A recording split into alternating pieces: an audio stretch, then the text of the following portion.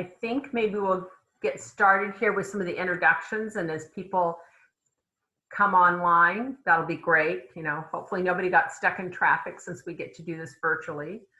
So I want to welcome you to the first community meeting for the North Rollins specific plan. Kelly, if you want to give me the first slide. So the purpose of this meeting is basically to create sort of a shared foundation of project information.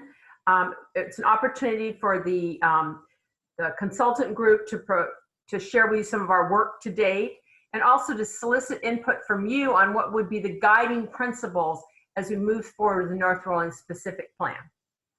Next slide. So this is just sort of an overview of the meeting. We're going to do some introductions and then have sort of a project overview of the work to date and some of the visioning efforts we've had. Then we're going to break into breakout groups, and we'll be asking you two questions. One, what do you like about the North Rollins area today? What are some of the opportunities and challenges you see there? And what would you like to see happen in the North Rollins area? So we'll do those in breakout groups, sort of a little bit smaller, more intimate, and then we'll come back together and share sort of some of our discussion items and our guiding principles that we've developed in those breakout groups in the vision summary. So we're going to go through the presentation. I'd like you to hold your questions if possible to after sort of the project overview. There'll be a time for asking some general questions, and then you can also bring up questions in your breakout group and we'll bring them back. A number of people have actually nicely written in some questions even prior to this meeting, and you can bring them up in the Q&A if you want. You can bring them up in your breakout group. A number of them will also be responding to with frequently asked questions on the city's website, because they were great and we think a lot of people would like to hear those questions and those answered. Next slide. But I'd like, Kevin, if you'd like to introduce the folks from the city who are here today, that would be great. Thank you. Good evening. My name is Kevin Gardiner, and I'm the Community Development Director here for the City of Burlingame. And Amalia, would you like to introduce yourself?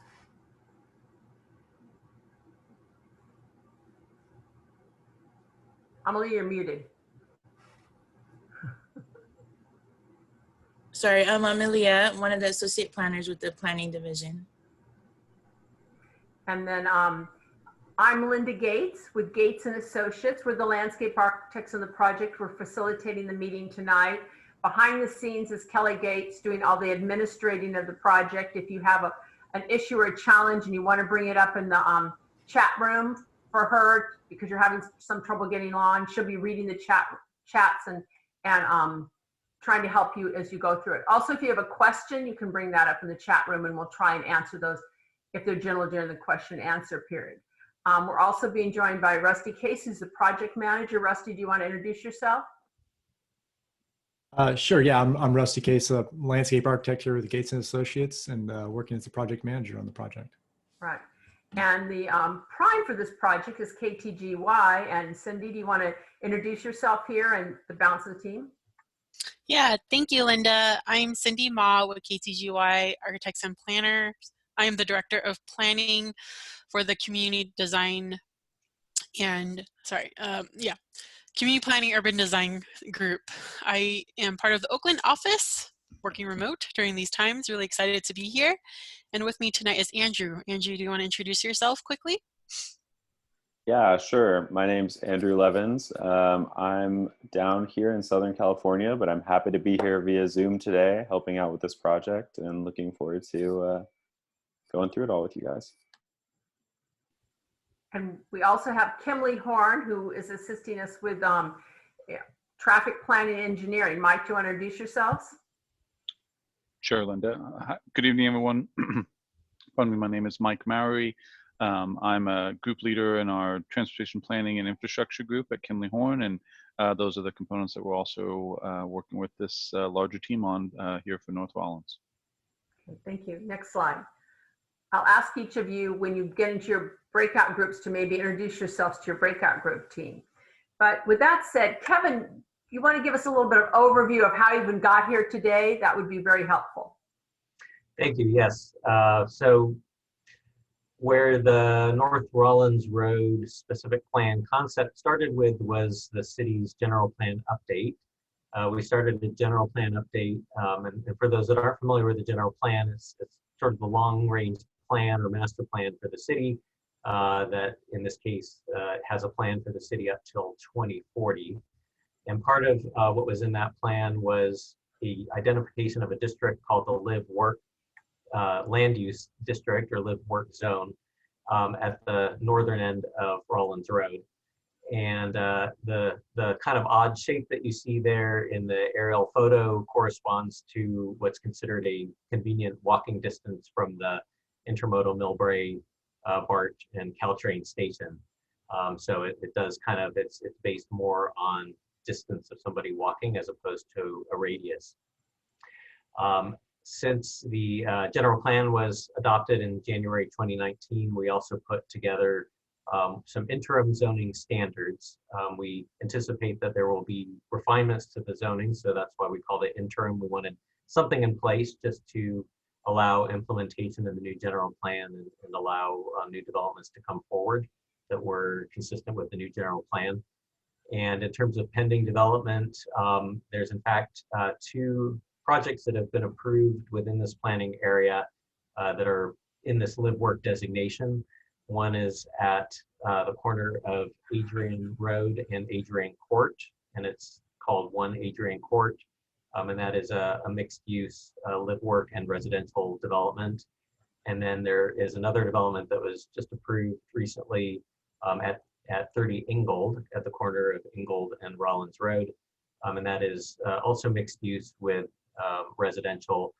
2 notable things that we would mention with both of these developments, and this was a feature of our zoning, is each of them will have a new public park. They're small parks, but they're substantial, and the idea is to start integrating new amenities for both the existing people that are working in the district as well as the future residents.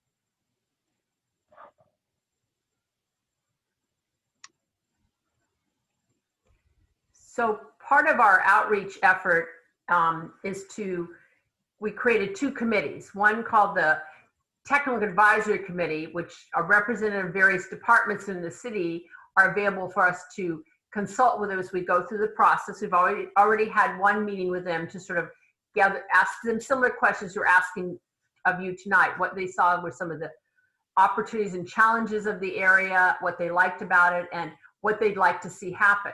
We've also been able to, fortunately, have a community advisory committee, the CAC, that's comprised of representatives from the city commissions, the city council subcommittee, as well as members at large, primarily from the North Rollins community. And they've been able to also meet with us and share some of their insights and such.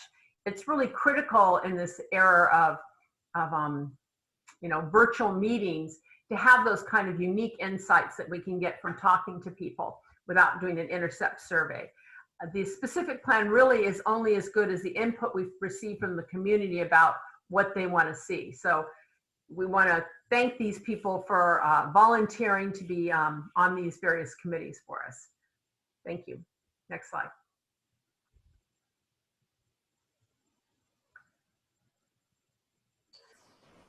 Great. Thank you, Linda and Kevin, for introducing the TAC, the CAC, and providing a brief background overview of the general plan.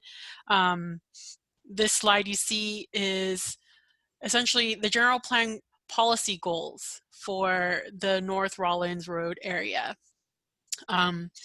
It includes increased housing density and transit supported uses, improve connectivity of all modes between the project area and the Millbrae Transit Station, the creation of urban design standards that promote walkability and livability, and the creation of a strategy for open space amenities, which Kevin has mentioned and has already started with the 2 pending projects approved in the area. This civic plan that we will be taking on with you all and city staff members is a regulatory document designed to implement these goals. And with that, we are hoping to create some guiding principles from the input that we receive from you all along with the TAC and the CAC. Next slide, please. Okay. In terms of schedule, the anticipated schedule for this project is about a year. We are where that red circle is currently. So about a few months in, we started the process in June of this year, a few months after shelter in place and all that great stuff happened. We kicked it off with a background research and analysis, which I'll go over in the next couple of slides, and have since then worked with the TAC and the CAC, and also did a planning commission study session. Linda will provide a bit more detail of these efforts to date in a little bit. We're really shooting to keep to this approximately 1 year schedule so that we can make sure we get projects up and built in this area. So we're really looking forward to continuously engaging everyone. This is just the first of many sessions that we will be having with you all. Next slide, please. So we've conducted an existing conditions analysis of the North Rawlins project area. These findings are available in the existing conditions report, which is available on the project website. Hopefully you all have had a chance to read it, and if you have not, please make sure you visit our project website after this meeting and download it for your reference. The report is based on information that was available to our team and also based on our experience and observations during site visits to the project area. As you can see on the right-hand graphic, the North Rawlins project area is at the very northern edge of the city of Burlingame. Next slide, please. These next couple of slides are actually excerpts from the existing conditions report. So when we delved into this project, we had the opportunity to connect with Burlingame's Historical Society and got really great information and graphic exhibits. So we learned before North Rawlins became the industrial park it is today, it originally was native land, then became the Burry Rancho of the Sanchez family, and then the Mills Estate from the 1860s to about the 1950s. This historical context and narrative is really something we're hoping we can incorporate into the recreating of North Rawlins on this project. And we look forward to hearing any other stories you all might have about the area tonight. Next slide, please. The project area's existing form consists of its uses, building mass, and scale. On the left-hand side of the screen is an exhibit showing the existing land uses in the project area. I need to emphasize these are existing uses based on field observation. This is not what is being proposed. As of today, of approximately the 87 acres, there's about 22% of it being used for industrial, which includes businesses such as Guittard, Seas, Public Storage, and other warehouses with showroom components. That's the color in purple. The commercial service and retail use makes up about 20% of the area. That's the color in the salmon or pink orange, depending on your screen. It includes office headquarters of software, electronic, and freight forwarding businesses, sports recreation facilities such as Primetime Athletic Club. You can see that sprinkled throughout. There was quite a bit of mixed use occurring within these parcels when we were doing our site visit, and they were occurring between the commercial service use with the with commercial service and retail or industrial. It's a little complex. We're just using the terms from the interim zoning right now. And you can see that that's the areas that are shown in the diagonal red lines on the screen. In total, it's about 20% of the project area right now. commercial service itself, which is just the red color alone, makes up about 8%. This includes businesses such as moving companies and insurance offices. The utility easement, which is pretty central in the project area in gray, is about 4.5% in area. And then public facilities such as the San Francisco Water Quality Bureau and school board buildings make up about the other 4% of the project area, and those are the parcels in blue.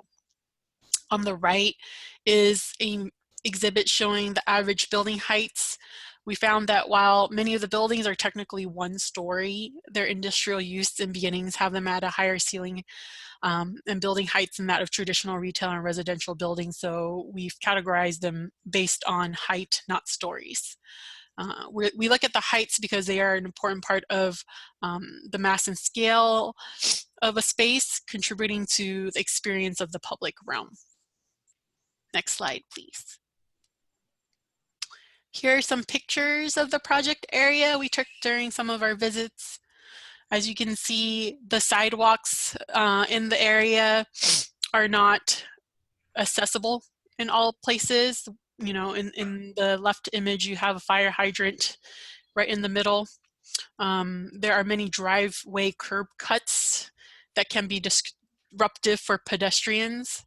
We understand they are necessary for the current use, but do not make for a very walkable environment. There's also quite big, large front setbacks from the buildings to the street. We understand that's probably left over from the parcel subdivisions when the industrial tracks were in place. But with the large setbacks, we've noticed that some of the buildings, some of the businesses have been able to creatively use them to have nice landscape areas and outdoor spaces. If you look towards the west, standing on North Rollins Road, we do get peekaboo views of the hills. And then if we look to the east, we do see that the utility lines of the easement are very visible. Next slide, please. Okay. In terms of existing transit and mobility, in regards to streets, there aren't too many streets in the project area. There really is Rollins Road as the main arterial, with Adrian Road paralleling Highway 101 as the other main road. It's a major truck route right now, Rollins Road, and is noticeably busy during our visit when we were out there. Broderick, Guittard, Ingo, and Adrian are the secondary type roads in the project area, and they are all dead end streets. In terms of transit access, which is shown on the graphic to the right, the project area has many options. There is the Millbrae Transit Center with BART and Caltrain nearby, and as Kevin had mentioned previously, within walking distance about a quarter mile from the northern edge of the project area. The project area is also serviced by a host of local community shuttles operated by San Mateo County and the city of Burlingame. Okay, Mike is from Kimley-Horn is here tonight, and if you have more questions about these things, we can definitely get him to speak more to it during the Q&A. Okay, next slide, please. In terms of open space in the project area, there currently isn't much. There are 2 proposed projects, as Kevin mentioned, that will be providing some for existing businesses, users, and future residents. Of the open space currently available, they are primarily private or part of private recreational facilities like the Primetime Athletic Club. They're shown there in green, orange, and also light green. As mentioned earlier, one of the goals of the specific plan will be to identify and develop a strategy to create more open space and amenities in the area. We're really seeing this as an opportunity to connect open space with health and also project vibrancy. In terms of bicycle infrastructure, which is the exhibit on the right of the screen, there's a class 2, so a designated striped lane, and class 3, so sharrows along Rollins Road. when we were out there, we did see some bicyclists come through, but it did look like they had a tricky time navigating when big trucks were driving by or needing to make turns into businesses. And while sidewalks are provided throughout the project area, they can be considered minimum and in some places in need of completion. Next slide, please.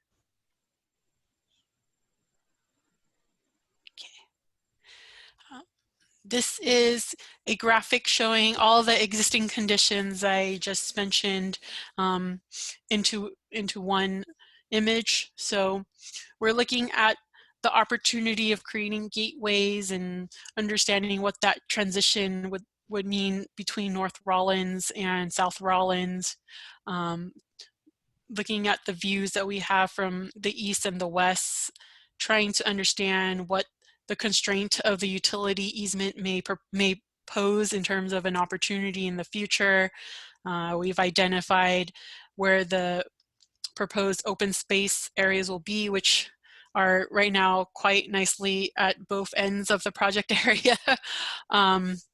We're also showing other conditions such as the eucalyptus windrows, which parallel the railroad tracks, and then also identifying the railroad tracks themselves as an obstacle that we will have to deal with. Okay. All right. So with that, I'm going to hand it over to Linda, who will give more detail about the outreach and engagement efforts and what we have done to date. So as we talked about earlier, a specific plan is only as good as how well it's been tailored to fit the specific needs and values of the community. And the only way to do that is through outreach. So our outreach is basically broken down, as is the project, into sort of 4 separate phases.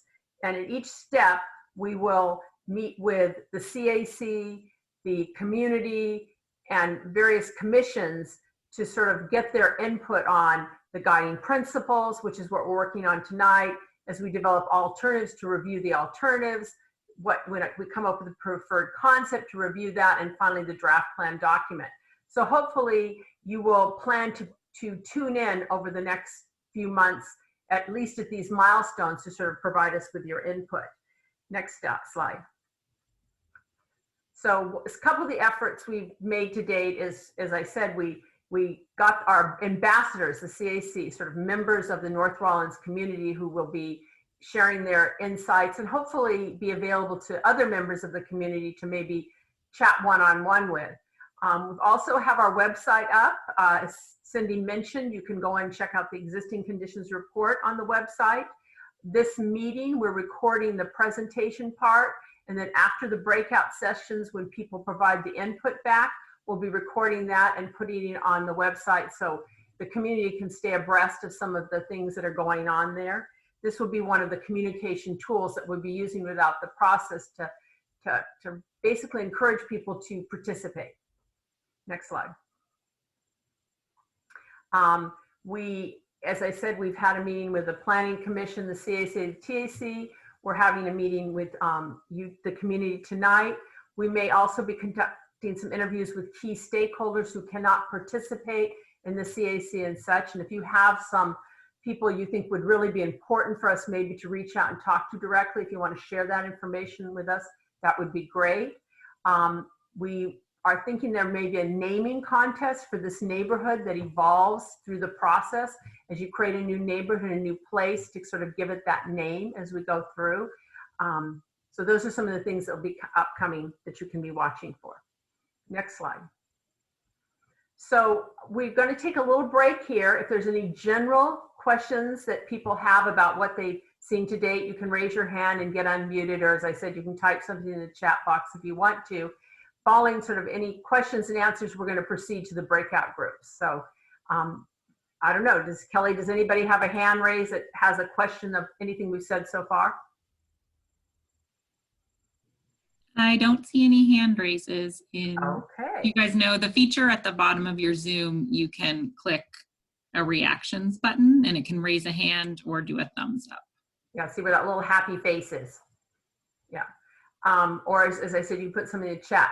feel free even when even when we come back together to enter those chats. But barring any questions, we would love to put you to work. So we're going to put you into breakout groups. So Kelly, next slide. So we're going to be putting you into 3 separate breakout groups. There'll be a facilitator of the design team in each of the breakout groups, recording kind of the things you say. We'd also like to pick maybe a spokesperson for each of the breakout groups that's not the design team member, to maybe share sort of some of the overarching themes that are coming out of your breakout group as you discuss the 2 questions that we're posing here. And feel free please to introduce yourselves. And next slide, Kelly.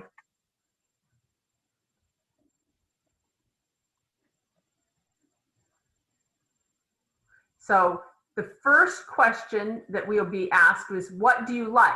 What do you like about the area? And, we've already heard some things like the mix of businesses, the proximity to multimodal station, sort of pieces of the industrial character. There might also be some challenges or issues that you want to point out to us, just as your observations from having been in the area for a while. Next slide. So that's the first question you're going to discuss in your breakout group. The second question is, what do you want to see? And many of these images were provided to us by members of CAC about sort of the potential of the area. What would be really cool? What would be cool in the next 5 years? What would be cool? Ultimately, what would make you proud to see in this North Rollins area?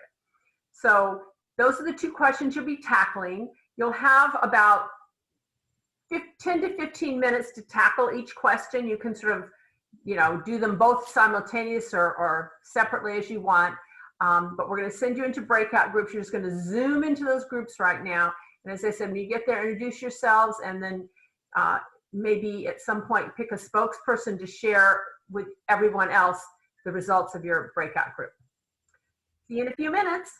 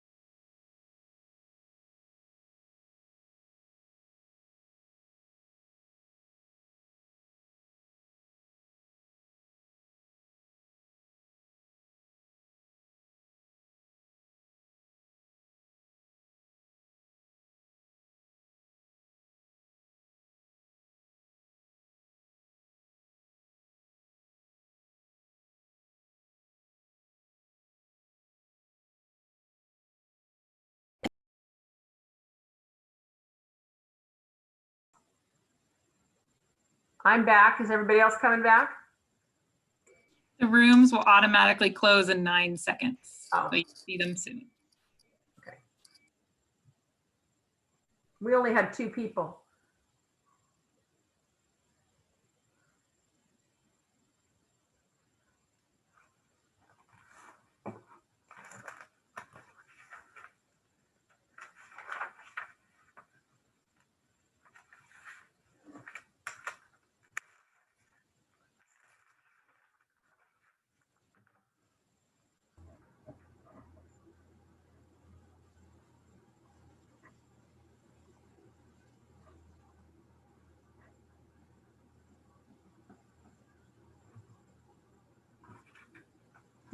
Did we reassemble?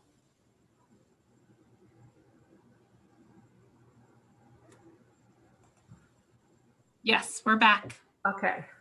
Hi, everybody. Thank you for that. It's a pretty interesting discussion in our group. Great people, except one was cooking and I wanted to eat her food. So is Cindy back yet? I don't see her. Hey. Yes, our group's Okay. back. Okay.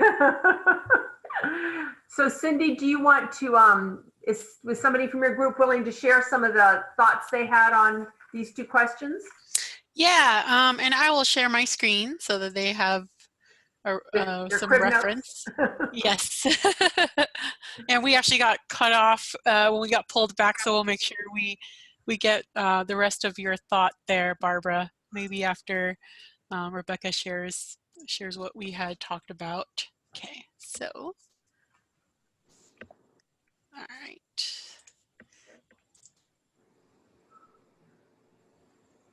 Okay. Okay. All right, Rebecca, take it away. I'm on. Are we going to go through this slide and then the following slide as well? Mhm, Okay, yes. great. All right. So the two people that spoke the most were myself and Barbara, who had been as an artist and had worked in the former museum that's being torn down. And both of us, I think, shared this feeling that, you know, currently that area is a little bit of a dead zone, a lot of concrete and sort of a pass through, that we haven't spent a lot of time there to really understand its use and what it's about. There's really no charm, but we do love the chocolate tempering smell of guitars. So we're always appreciative of that. But, you know, it's large buildings, lots of concrete, and more of a drive-through than a destination, sort of. So then we went through the pictures, which are sort of exciting to look at and think about. I started that off with, I had never even thought of an amphitheater, and thought, wow, that would be fabulous if you could have an amphitheater, and to have, you know, especially in the days of COVID, with everything needing to be more outdoors, as a place to gather and have events and have a destination. And along with that would be, you know, restaurants and open area and parkland. But then we also started to talk about the businesses that are currently there, which I think Barbara and I both were not aware of, like Donna bringing up Eric Brand, this phenomenal furniture designer, and other businesses that have a real artistic flair. And how do we bring together and use the industrial space there, but for sort of synergies about the people that are there and the people that could be there, bringing in arts and food and makers and communal spaces that people can live and work, and also open up to the public to have that experience of people creating, you know, whether it is art or food or makers, and have it really be an experiential place for folks. So, you know, we talked about sort of Heath Ceramics in the city that's doing things like that. And this area could be really well suited for that kind of synergistic community, bringing different creative elements of Burlingame together. So I think that that's kind of where we spent the majority of our time talking. Did I miss anything, Cindy? No, that was great, Rebecca. I do want to point out, Barbara, you were mentioning the arts community, and that the southern edge of this project area, you know, between North Rollins and South Rollins, and then what would be maybe the best place for this art community. We just started that conversation, so I just wanted to make sure we brought it up. I do have that noted down.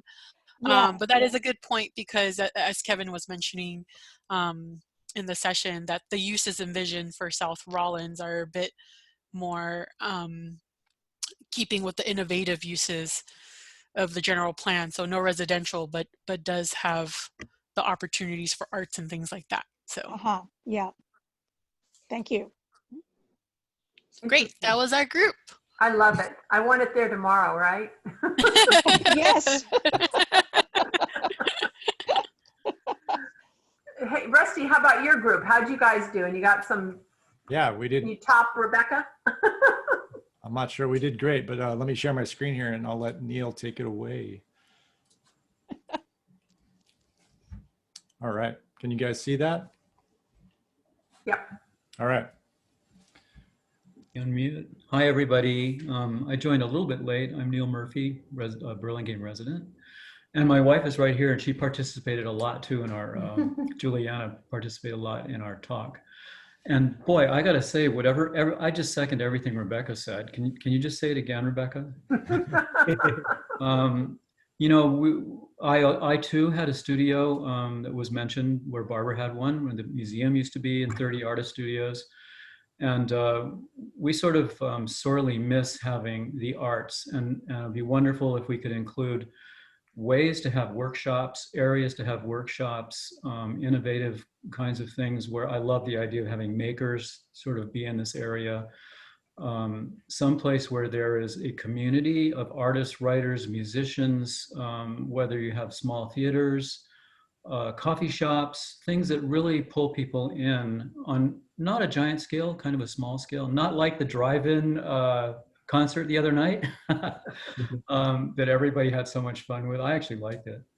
But let's see, what else did we talk about? Oh, I really like that Rusty mentioned in the landscaping aspects, being led by certain trees might lead you down a path, and you see something unfolds, what was hidden becomes visible and makes you want to walk somewhere. So the idea of trails and common space connected throughout this whole area that keeps people moving and enjoying and exploring things that would tend to make people, so if we're going to be outside, one of the things we talked about was this is a pandemic, but we may have many more in the future. And so if this space anticipates that people may be outdoors a lot, and interior spaces may be used differently.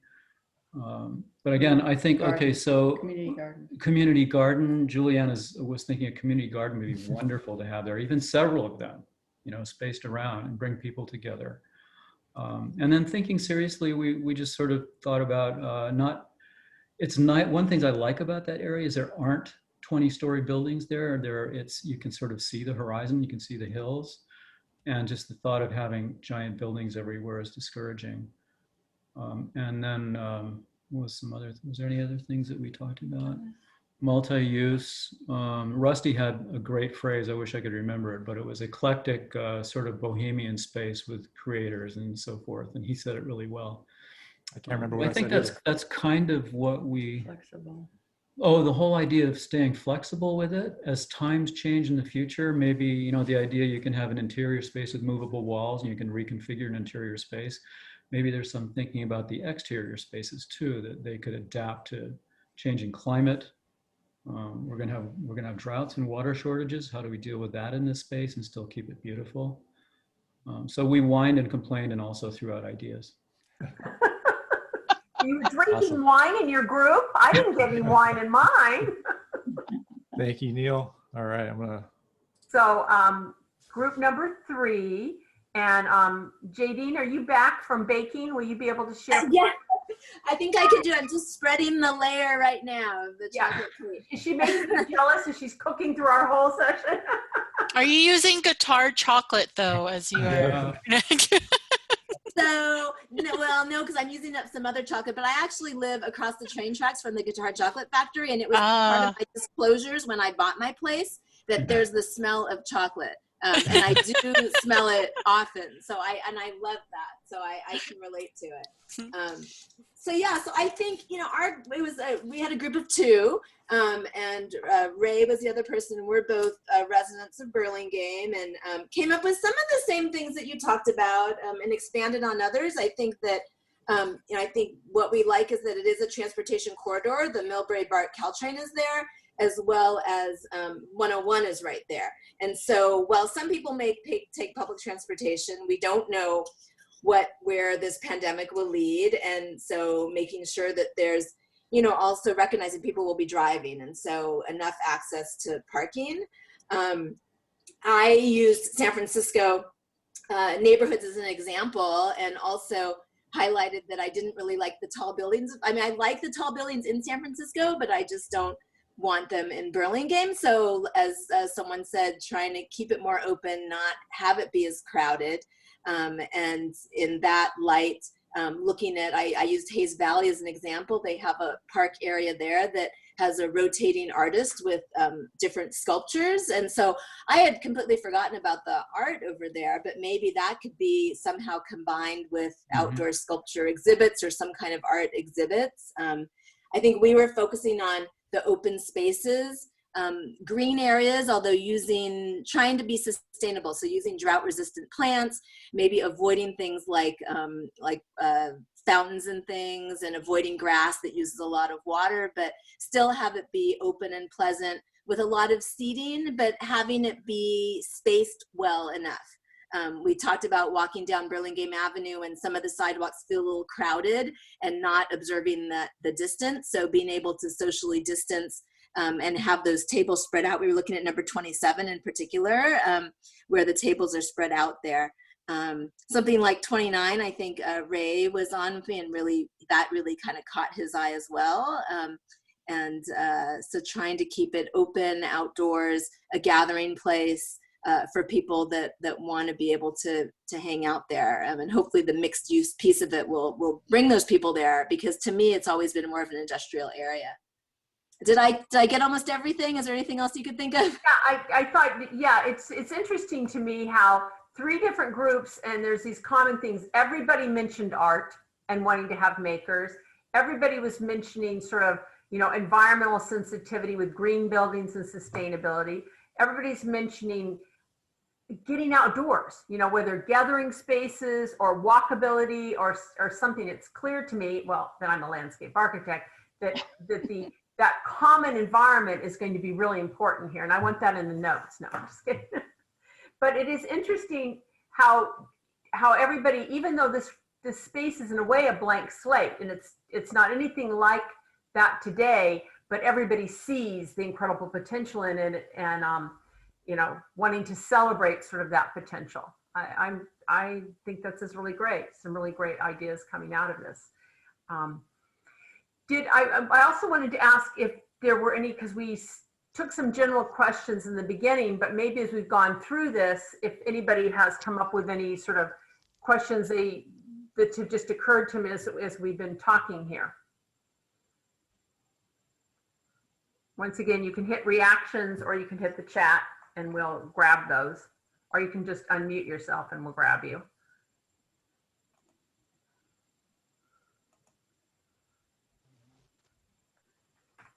I just have more of a comment, which is, Yes, I just think it's wonderful what you guys are doing, and thank you so much for bringing us in early.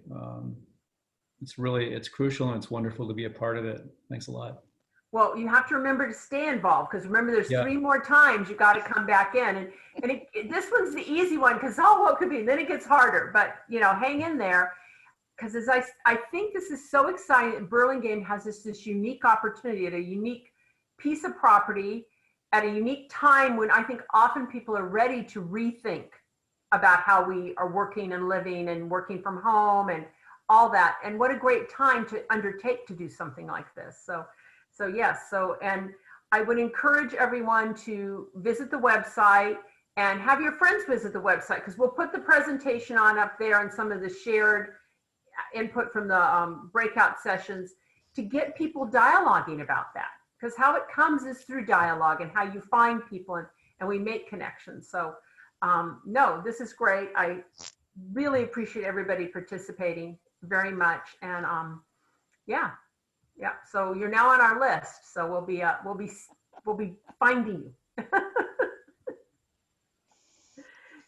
I'd like to just add, I appreciate all the input, particularly related to art. I think that was part of the vision that I didn't necessarily highlight when I gave the initial overview, but the reason that this area was called Live Work as opposed to just mixed use or some other more conventional zoning was this idea that it's a funky mix of uses. It does have the existing industrial uses, but there's also already some innovation and arts uses, and I think we're hoping that there's more opportunities for that. So that's kind of a nut we'll try to crack with this plan in terms of how do you accommodate. Certainly from what we've heard tonight, there's a lot of interest in that, and the idea of Live Work is meant to be, give that kind of flexibility, so someone could live and work in the same space or create things and do making and all kinds of stuff like that. Yeah. So thank you all so much. We really appreciate you. This is what it's all about, and we will see you again in a little bit when we get to some of the alternatives, and hopefully you can bring more family and friends to share their input. And we like different age groups and different viewpoints and all that. That's what it takes. So, you know, bring your kids, bring your parents. And you, with that said, have a good evening. Hope you have a wonderful Halloween with however creatively you're going to celebrate it. Thanks, everybody. Have a Thank good night. you. See ya. Good night. Good Bye. night.